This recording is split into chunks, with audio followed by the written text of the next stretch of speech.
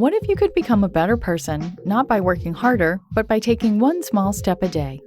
And not because you're a bad person now, but because there's something inside you that's ready for more. How to be a better person gives you one tiny step a day you can take to be the person you want to be. My mission? To help you live your best life. Hi friends, it's Kate, and this is the How to Be a Better Person podcast. I'm doing something a little different today, and will seriously try not to get ranty. But since today is Friday, and on Fridays I talk about finances, and since it's the holiday season and so many of us are spending more money than we typically do at other times of the year, I really want to go on record and ask you to make as many of those purchases as you can at small, local businesses. In other words, I would like you to avoid shopping at Amazon whenever possible. Why? Well, when you support a small business, you know the whole thing about how the dollars stay in your community? Well, here are some stats on that. For every $100 spent at a locally owned business, $73 remain in the local economy and only $27 leave. Compare that to the same $100 spent at a non-locally owned business, such as Amazon, where $43 remains in the local economy and $57 leaves. If that sounds a little provincial to you, consider that small businesses are the backbone of the American economy. They provide a full half of the jobs in America. So by shopping locally, you're taking care of your own community, yes, but you're also supporting the country as a whole. Even if you don't live in the States, the same principle applies. Also, maybe what you don't consider is that when you patronize a local business, you support the people who support your community. They sponsor the Little League teams, lead efforts to beautify neighborhoods, raise property values for folks by providing retail areas that give people a place to interact with each other and buy the stuff they need. The sales tax they charge funds the police and fire departments, street repairs, and trash collection. Local business owners often sell local products, so they support other small businesses too. They also sell unique stuff that everyone else in America doesn't have the same exact version of. And when you patronize a small business, an actual neighbor of yours does a happy dance. That sale is not just a number on a spreadsheet somewhere. It's a little piece of joy. I am promoting patronizing small business because in general it's a good thing to do. And because I really don't think that Amazon needs or deserves more of our business than it already gets. Here's where I'll try not to get ranty. The big issues with Amazon, to my mind, are that they don't pay taxes.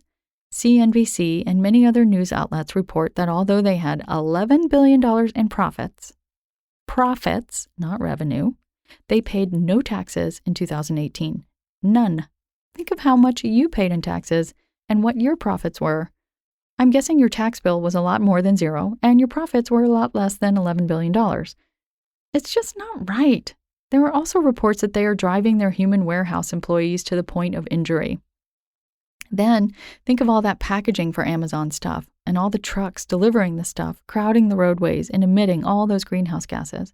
I know Amazon's not the only company doing this, but every time we decide to not patronize them, we tell Jeff Bezos, who is the CEO, who in 2019 is the richest man in the world, that we don't need his ass.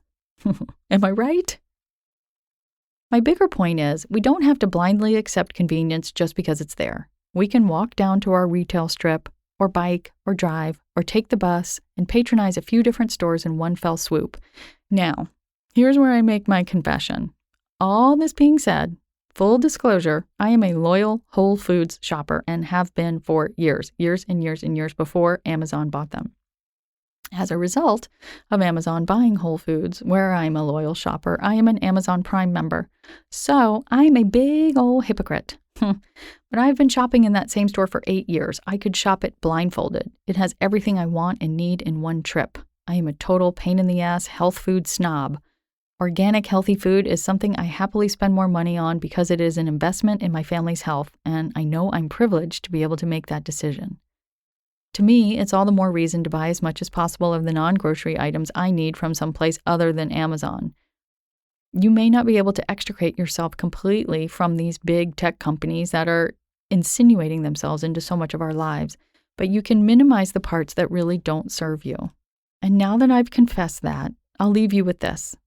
If you absolutely have to buy something on Amazon, make sure you go to smile.amazon.com so that a portion of your purchase goes to a nonprofit of your choice.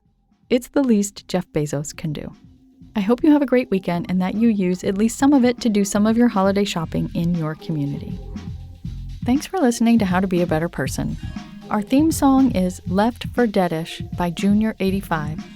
The podcast is mixed by Sound Advice Strategies. If you liked what you heard in this episode, share it with someone you think would like it too. Your voice matters. Also, How to Be a Better Person has an official newsletter that sends the past 7 episodes, a sneak peek of the week ahead, and one well-chosen meme to your inbox every Saturday morning. Sign up at beabetterpersonpodcast.com and click on Get Podcast News. I also love to hear from listeners. I love it. Send me an email by clicking on the Contact Kate button at beabetterpersonpodcast.com, tweet me at Kate Han, Katehan, or find me on Instagram at Kate Hanley Author. I look forward to connecting with you.